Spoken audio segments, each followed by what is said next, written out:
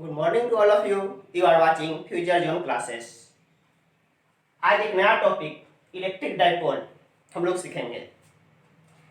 क्या होता है इलेक्ट्रिक डाइपोल? इलेक्ट्रिक मतलब चार्ज, डाई मतलब दो। यहाँ पे दो चार्ज का कोई कम्बिनेशन है।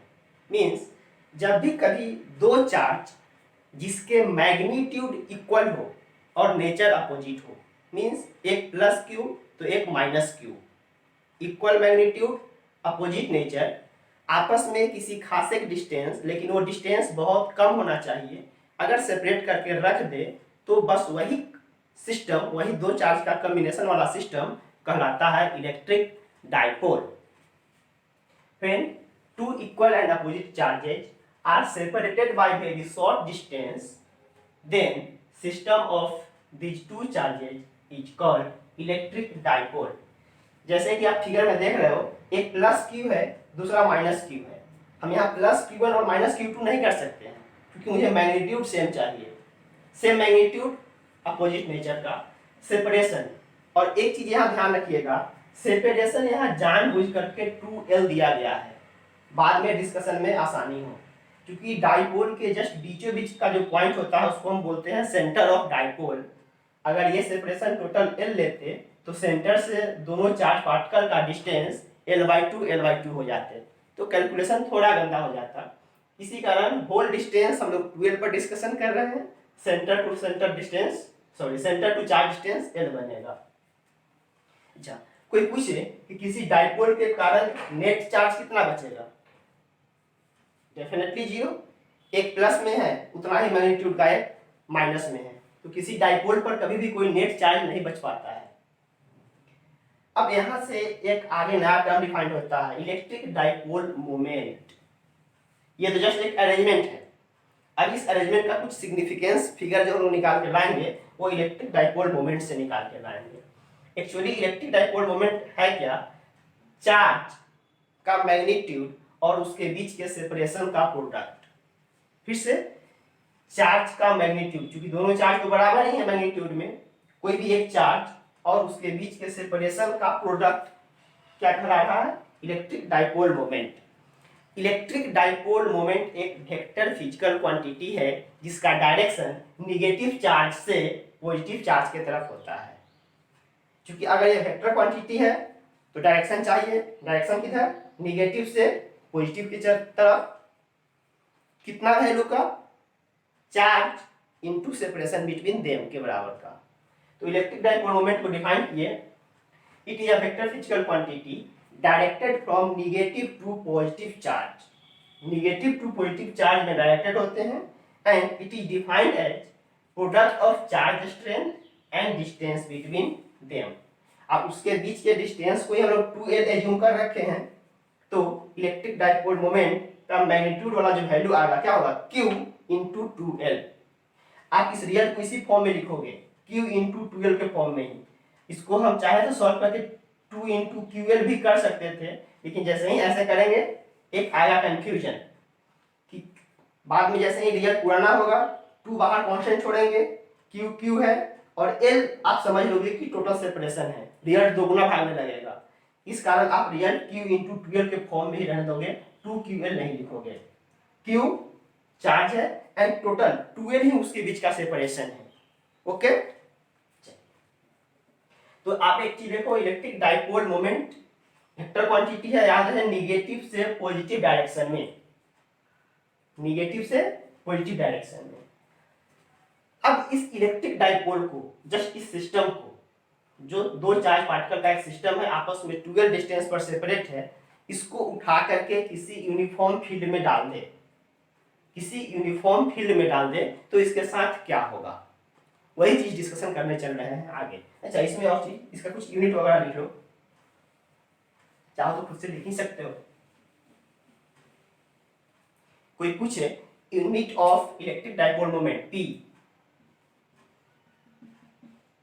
Unit of electric dipole moment क्या है? यहाँ पे कूलम इंटू सेपरेशन लेंथ, मतलब कूलम मीटर,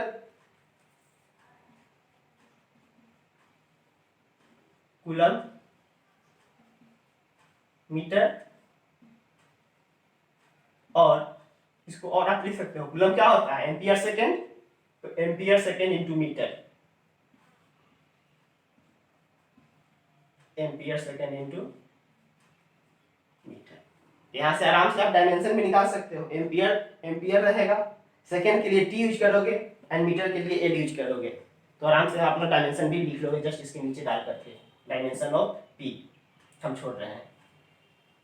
अब आगे एक टर्म डिफाइन करने का कोशिश कर रहे हैं।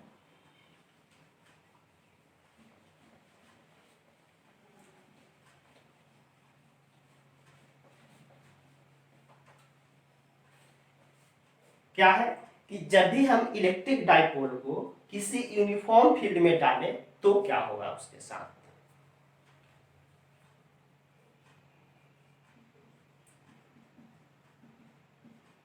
इलेक्ट्रिक डाइपोल इन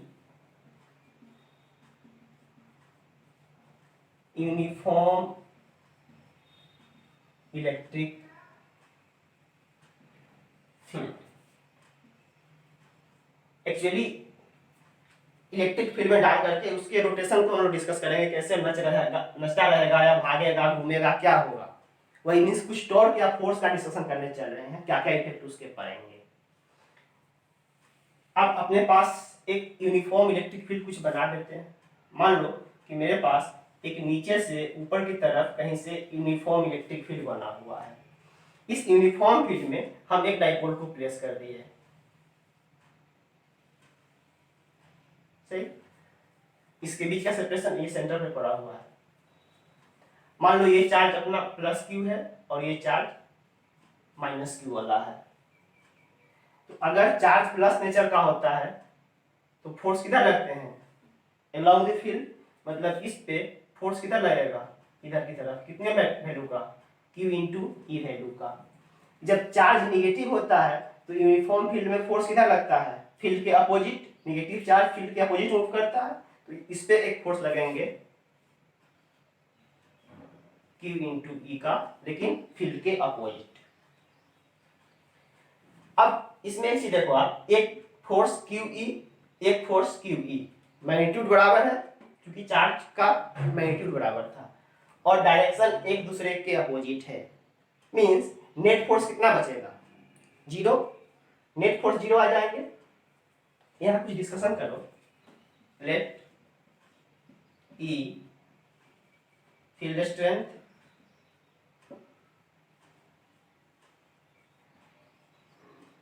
इसके बीच का ये पूरा सेपरेशन कितने का है, 12 का,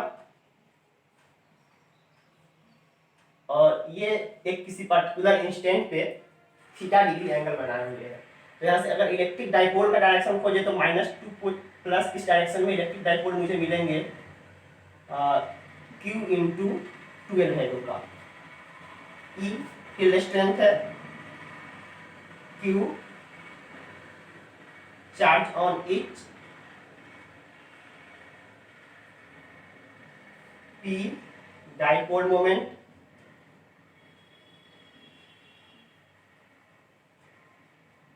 जिसका वैल्यू है Q इंटू 12 के बराबर का, theta angle between electric field intensity and dipole moment vector, electric field intensity and dipole moment vector के बीच का एंगल थीटा है। अब यहां पर कुछ एक कंस्ट्रक्शन कर दो, अगर ये एंगल थीटा है तो यहां पर ये एंगल कितना होगा, डेफिनेटली थीटा। ये पूरा लेंथ कितना है 12 और ये एंगल थीटा है, तो यहां से ये सेपरेशन कितना होगा, लगा दो sine theta, sine theta this by this. मान लो कि कुछ नाम लगा दो ट्रायंगल का ए बी सी, तो in triangle ABC sine theta क्या होगा, AC by AB, means AC का लंबाई कितना होगा 12 साइन थीटा। करेंगे आगे डिस्कशन। अब आ जाओ फ्रॉम फिगर, फिगर से दिख रहा कि इस डाइपोल पे नेट फोर्स जीरो होने वाला है, क्योंकि हमेशा एक फोर्स ऊपर दूसरा फोर्स नीचे लगेगा ही, एक अलोंग द फील्ड तो एक अपोजिट टू द फील्ड लगने ही वाले हैं, क्योंकि डाइपोल में चार्ज का जो स्ट्रेंथ होता है इक्वल होते हैं, नेचर अपोजिट होता है। Net force on the dipole is 0 always, is always 0। But अब इसे देखो, यहाँ पर ये डाइपोल है ऐसे, एक फोर्स ऊपर की तरफ एक फोर्स नीचे की तरफ, क्या इसमें ऐसे रोटेशन आ जाएंगे, नचना शुरू हो जाएगा ना, स्टार्ट बिल्कुल यहाँ नचना शुरू हो जाएगा। मतलब नचने के सेंस में हम लोग क्या डील करते हैं, रोटेशन। अब यहाँ डिस्कशन कीजिए, रोटेशन का सेंस निकालने चल रहा है कि इस पे टॉर्क कितना एक्ट करेगा। टॉर्क क्या होता है, force into perpendicular distance, force के बीच का परपेंडिकुलर डिस्टेंस। अच्छा, इन ट्रायंगल ACB आप साइन थीटा लगाओ, साइन थीटा क्या होगा, AC by AB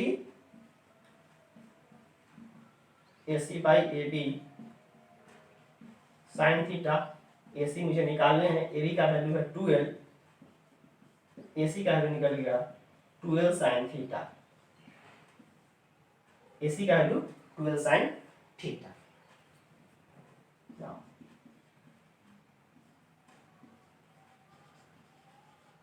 torque on dipole, torque होता क्या है, force into perpendicular distance, force into perpendicular distance. Perpendicular distance मतलब इस दोनों फोर्स के बीच, ये देखो एक फोर्स यहाँ एक फोर्स यहाँ, परपेंडिकुलर डिस्टेंस ये दिख रहा है क्या, AC वाला लंबाई, तो अपने पास फोर्स कितने का है, Q इंटू E का, इंटू परपेंडिकुलर डिस्टेंस कौन है, AC, परपेंडिकुलर डिस्टेंस मतलब AC, और AC का वैल्यू कितना है, अभी निकाले हो 12 साइन थीटा, 12 साइन थीटा। थोड़ा सा आ गया, बढ़ जाएगा, यहाँ आ जाओ, यहाँ अपने पास इस टाउ को अगर सॉल्व करें, टाउ यहाँ Q into 12 into E into sine theta, इतना कर सकते हैं क्या, रीअरेंज कर दिए। बट देखो तो Q इंटू 12 क्या है, moment P, tau is equal to P into E into sine theta, P into E into sine theta.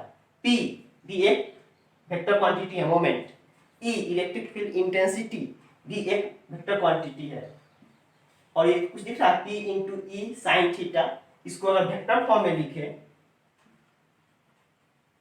In vector form, तो क्या हो जाएगा, tau equals P cross E,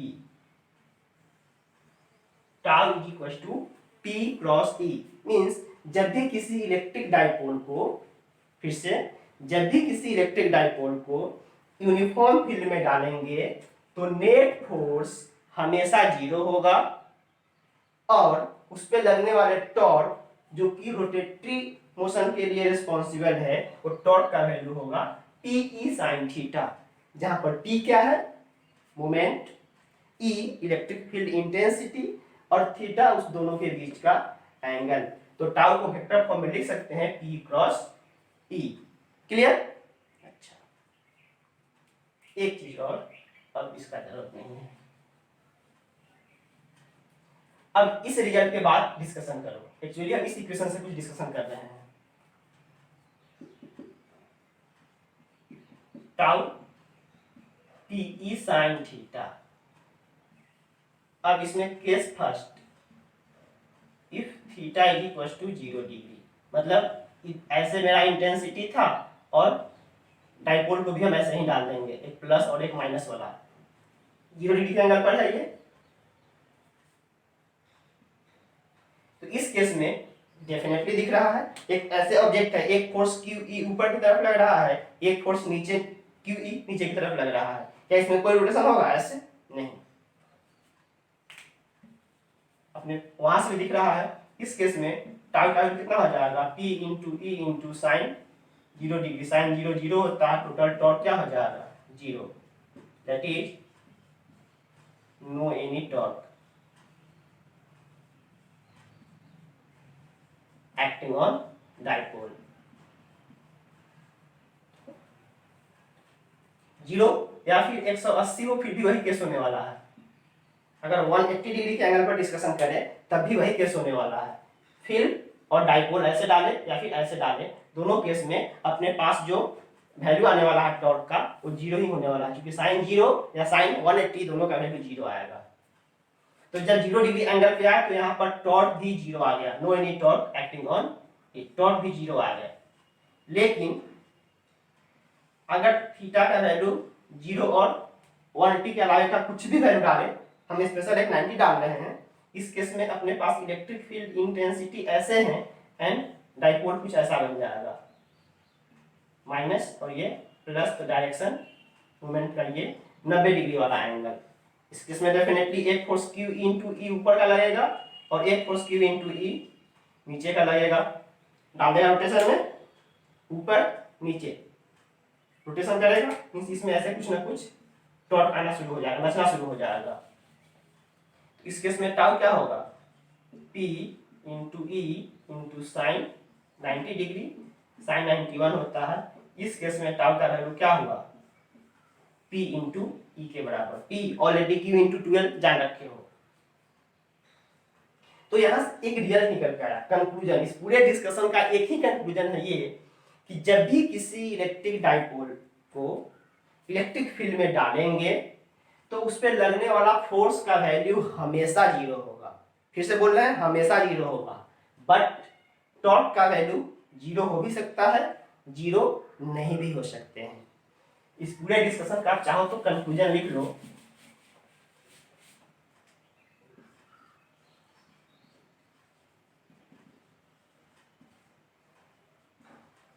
When a dipole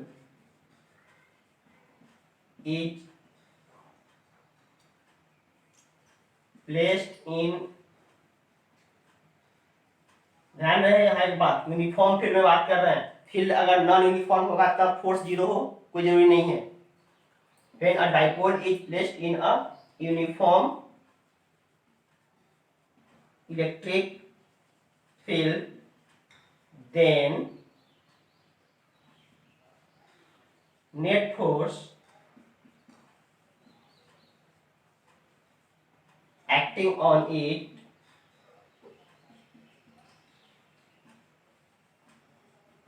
is always 0, but torque may or may not be 0.